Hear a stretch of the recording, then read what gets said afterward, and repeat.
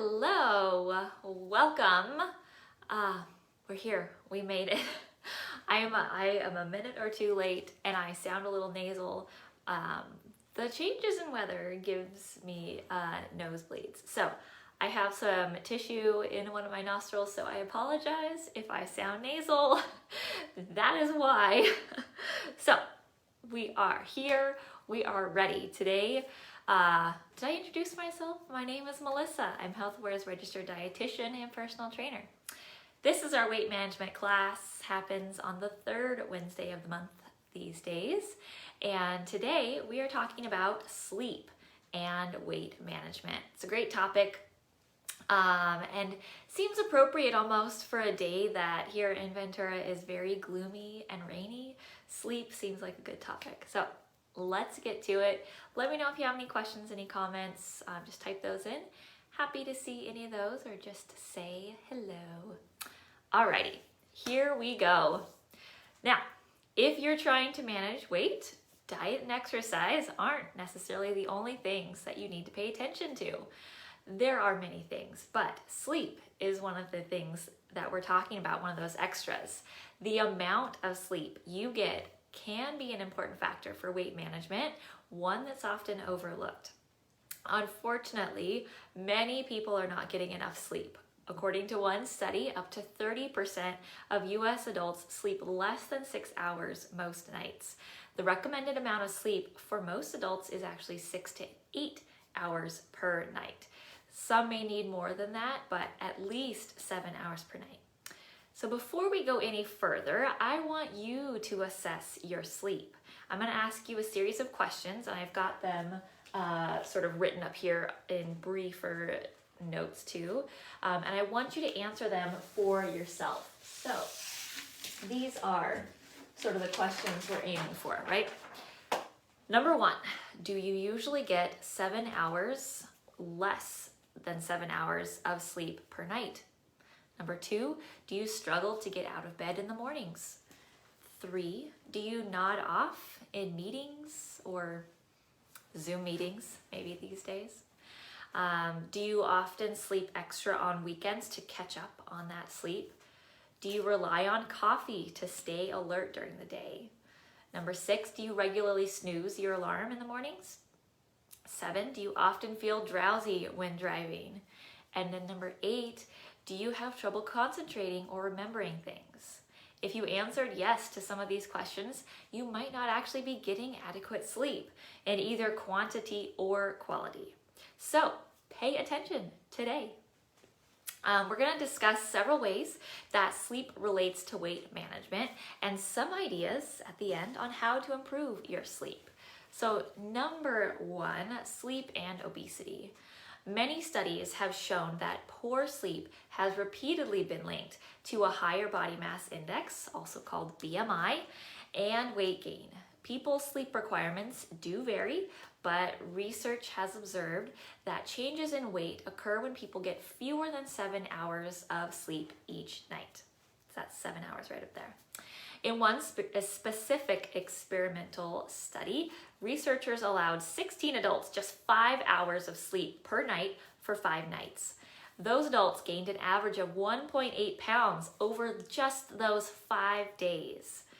What makes matters even worse for some people is that sleep disorders, like sleep apnea, are worsened by weight gain. Poor sleep can cause weight gain, which can cause sleep quality issues more and more, and so it just turns into this vicious cycle. So sleep and weight, obesity specifically, really connected. The next connection is sleep and hormones. Many studies have found that people who are sleep deprived report having an increased appetite. This is likely caused by sleep's impact on 2 important hunger hormones, ghrelin and leptin.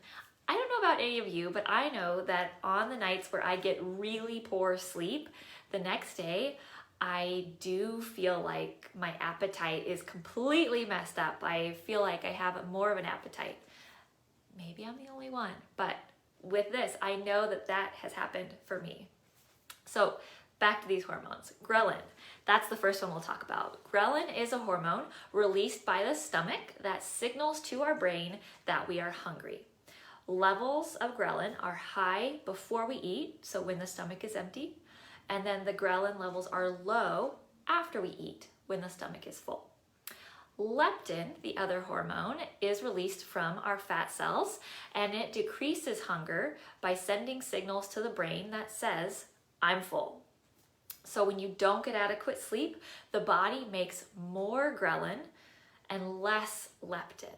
This means that your brain is getting more signals that you're hungry, you have an appetite, and it increases your appetite, and then fewer signals, so less leptin, fewer signals that say I'm full. The third connection between sleep and weight is about food cravings, kind of along with the hormones, right? Lack of sleep actually does alter the way that our brain works. This may make it harder to make healthy choices and resist tempting foods. I'm thinking of ice cream for me, vegan ice cream. Sleep deprivation can dull activity in the frontal lobe of the brain, which is the part of the brain that's in charge for decision making and self-control. Some research even shows that the reward centers of the brain are more stimulated by food when you're sleep deprived. Isn't that interesting? Therefore, after a night of poor sleep, not only is that bowl of ice cream more rewarding, but you'll likely have a harder time practicing self-control around it, so you might eat more of it. Lack of sleep has also been found to increase your attraction to foods that are higher in calories, carbs, and fat, which leads us to the next point, number 4, calorie intake, sleep and calorie intake. People who get poor sleep tend to consume more calories. In one study of 12 men, a very small study, but 12 men, they found that when the participants were allowed only 4 hours of sleep, they ate an average of 559 more calories the next day compared to when they were allowed 8 hours of sleep. 559 calories is a lot of extra calories. That can be definitely increasing your weight over time, right? 559 calories is quite a few extra. So the increase in calories that those participants experienced may be due to increased appetite and poor food choices, as we've already talked about. However, it may also simply be from just an increase in the time that's spent awake, and you're more able to eat when you're awake longer. This can be especially true when the time awake is spent being inactive, like activities when we're like watching the TV. I know that a lot of us get hungry, I guess you'd say, or have an appetite when we're doing some of those inactive activities like watching TV. Interestingly, some studies on sleep deprivation have found that a large portion of the excess calories we consume when we're sleep deprived are as snacks after dinner. Go figure. The next point, number 5, physical activity. So a lack of sleep can cause daytime fatigue, of course. We've probably all experienced that, which makes you then less and less likely to feel motivated and less likely to exercise. I'm sure we've all experienced that. We feel tired, we didn't sleep well last night, we feel tired today, therefore we don't feel like exercising. In addition, if you do exercise, you get yourself to start working out, you're more likely to get tired earlier during your physical activity.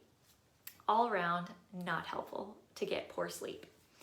Number 6, this is our last one, insulin resistance. I feel like this is the most sciencey. So, poor sleep has been shown to cause cells to become more insulin resistant. Insulin resistance is not a good thing. That is not something we want. We want our cells to be insulin sensitive, not insulin resistant. Insulin is a hormone you've probably heard of that moves sugar from the bloodstream into the body's cells so it can be used as energy, meaning that insulin's job is to lower our blood sugar level. When cells become insulin resistant, more sugar remains in our bloodstream, and that then triggers the body to start producing more insulin to compensate. The excess insulin makes you more hungry and tells you to store more calories as fat. None of us want that. So insulin resistance is a precursor to both type 2 diabetes and weight gain. One study that included 11 men. So again, a very small study, but one study with 11 men allowed the participants only 4 hours of sleep for 6 nights this time. After those 6 nights, their body's ability to lower blood sugar levels decreased by 40%. That's almost half. That's a huge difference. So that study suggested that only a few nights, that was only 6 nights of poor sleep, can cause our cells to become insulin resistant. So what can we do about our sleep to help it benefit our weight management? I've got a whole list of things, right? Whew. My highly sophisticated paper system here.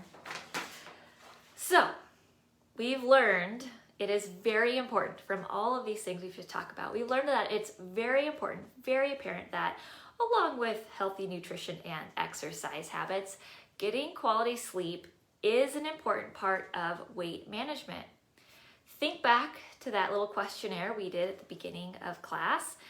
Does your sleep need to be improved? Most of us probably would say yes. So here are a few, actually quite a few, sleep habits that you can try out to help improve your sleep and perhaps improve your weight management efforts.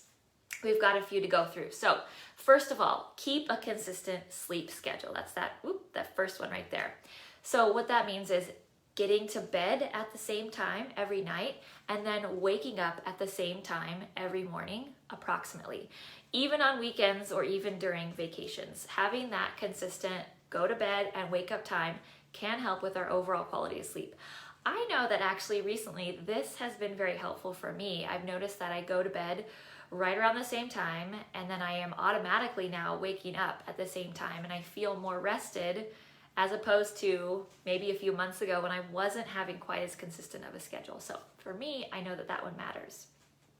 The next one, I have early bedtime written there, but more like set a bedtime that is early enough that allows you to get at least 7 hours of sleep. If you know that you need to wake up at 6 a.m. every day for work, make sure that you're going to bed before 11 p.m. the next night so you have at least that 7 hours of sleeping, being asleep time, okay?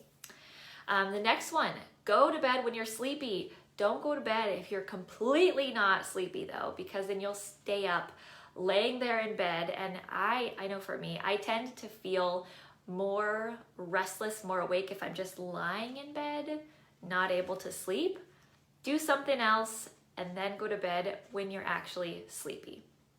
All right. The next one, establish a relaxing bedtime routine. This can be very different for everybody, whether it's taking a bath before bed and then journaling, or reading some book that you enjoy, whatever it is, but establishing something that helps you relax, kind of wind down from your day. For me, I like to take a shower before bed. That helps me relax. And then I read a little devotional. That helps me kind of transition into sleeping kind of a mode. The next one, kind of along with that, is to practice meditation or breathing exercises. That can go along with your relaxing nighttime routine. But the breathing exercises or meditation type of exercises, I do find to be a really nice addition, helping us relax and get into a sleep mode. And actually at the end here, in just a moment, we're gonna go through a breathing exercise together that I find helpful. The next one down, there, use your bed only for sleeping. So I know a lot of people will watch TV or work, pay bills, do whatever. There's a lot of activities that people do in bed or on their bed, but we want to reserve the bed just for sleeping, for those bedtime activities, so that it becomes a relaxing place and not a place of work and bills and worrying about those kinds of things. So just using it for sleeping bedtime activities. The next one down, yes. It's like my notes are out of order. Oh yeah. Create a comfortable environment for sleep. Make your bedroom quiet and relaxing. I've heard someone say, oh, you're welcome, Kat. I've heard someone say that your bedroom should be like a cave. We should sleep like we're in a cave. So cool, like cold temperature, dark, and quiet, like a cave. We want to keep that room at a comfortable temperature. I know I have a harder time sleeping when it's warm in a bedroom. So whatever you need to do to bring down that temperature in your bedroom, have it dark. Having blackout shades can be really helpful. That's what I like to have. And make sure it's quiet. So sleeping with earplugs even can be a helpful tip for some people. The next one, this one here, limit screen time before bed. This is very, very difficult for a lot of us these days, especially when most of our lives are on a screen, especially with COVID. Our lives revolve around screens. So there is research that shows turning off your screens at bedtime. This, in my notes, I have 30 minutes, but a lot of resources will say at least an hour before bedtime. And even if you have the screens that turn into like, they turn like yellow or red kind of a tint to them, just having the screen on can make our sleep a little bit more disrupted. I know for me, if I am in bed on my phone, I will sleep worse. So less screen time right before bed. The next one, I do have another page with a few more tips. By the way, this isn't the last one, but finish eating a few hours before bed. I know that several people will eat a large meal, will eat their dinner and then go to bed within an hour or so afterwards. If you're eating dinner at 8:30, 9 o'clock at night, that's pretty late. We want to finish eating a couple hours before bedtime. So that gives our body a chance to start digesting before we're in bed. Having that digestive process really going on can be disruptive for our sleep. And if you have an issue with acid reflux after meals, lying down after you're eating a meal, lying down for bedtime can make your reflux worse. So finish eating before bedtime by a couple hours. I've got 3 more on here. Okay, so exercising regularly. Exercising regularly in general can help us with our sleep, but especially if we're doing it in the daytime. If you're exercising right before bed, that can actually increase our body temperatures, wake us up more than we would want for bedtime. So exercising in the daytime is generally a better rule of thumb. I mean, even afternoon and early evening is fine, but right before bed tends to be a little bit more difficult. But again, just the regular exercise each day can help with our sleep. 2 more. First, avoiding caffeine late in the day. Many of you probably already know that. Avoid caffeine later in the day, in the evening, because of course, caffeine can help us stay awake or make us stay awake. And then finally, kind of along with fluids, decrease your fluid intake near bedtime if you know that you're someone who tends to wake up in the middle of the night to use the restroom.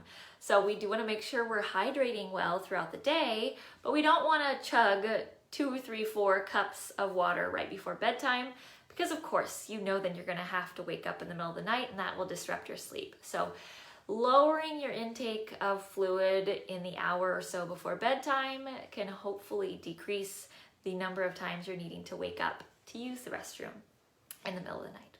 All right, so you can see here, this is now the breathing exercise that we're gonna all try together. For those of us who have very active minds at bedtime and have difficulty slowing down our thoughts, these kinds of exercises can be very useful. I do them not once in a while, actually pretty often at bedtime.